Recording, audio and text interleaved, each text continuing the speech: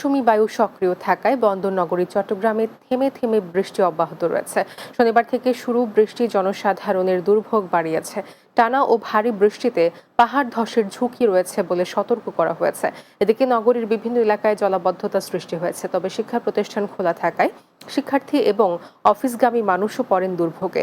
পতেঙ্গা আবহাওয়া অফিসের সহকারী আবহাওয়াবিদ মেঘনাথ তজঙ্গা জানান, আগামী ২৪ ঘন্টায় কোথাও কোথাও মাঝারি থেকে ভারী বৃষ্টিপাতের সম্ভাবনা রয়েছে। ফলে বন্দরগুলোকে ৩ নম্বর স্থানীয় সতর্ক সংকেতের পাশাপাশি চট্টগ্রাম ভূমি ও পাহাড় ধসের সতর্কতা জারি করা হয়েছে। ভারী বর্ষণ ও দমকা হাওয়ায় চট্টগ্রাম নগরীর সিআরবি এলাকায় একটি প্রাইভেট কারের ওপর গাছের ডাল ভেঙে পড়ে কারটি দুমড়ে মুচড়ে গেছে।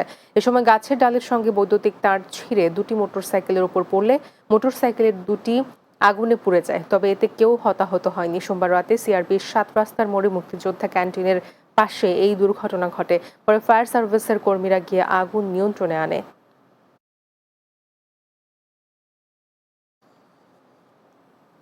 বর্ষা না আসতেই চট্টগ্রামে চোখ রাঙাচ্ছে ডেঙ্গু। সর্বশেষ একদিনে ডেঙ্গুতে আক্রান্ত ৯ জন ভর্তি হয়েছেন হাসপাতালে। চিকিৎসকরা বলছেন, সাধারণ জ্বর হলে ঘরে বসে থাকার সুযোগ নেই, দ্রুত চিকিৎসকের পরামর্শ নেওয়া উচিত, কারণ পরীক্ষা নিরীক্ষা শেষে বলা যাবে এটি ডেঙ্গু নাকি করোনা।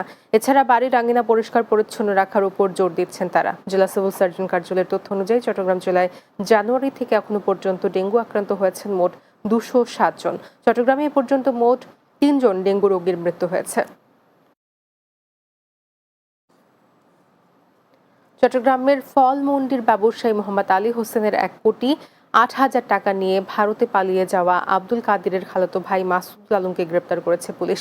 কোতোয়ালি থানার ভারপ্রাপ্ত কর্মকর্তা ওবায়দুল হক জানান, ফলমন্ডির ব্যবসায়ী মোহাম্মদ আলী হোসেনের লিখিত অভিযোগের ভিত্তিতে মোবাইলের সূত্র ধরে গত রাতে আনোয়ারা উপজেলার গহিরা দোভাষী বাজার এলাকা থেকে তাকে গ্রেপ্তার করা হয়। পরে তার বাড়িতে অভিযান চালিয়ে ৪৬,৮০,০০০ টাকা এবং তার দেওয়া তথ্য মতে বাকুলিয়া এলাকা থেকে ৫০ লক্ষ টাকা উদ্ধার করা হয়।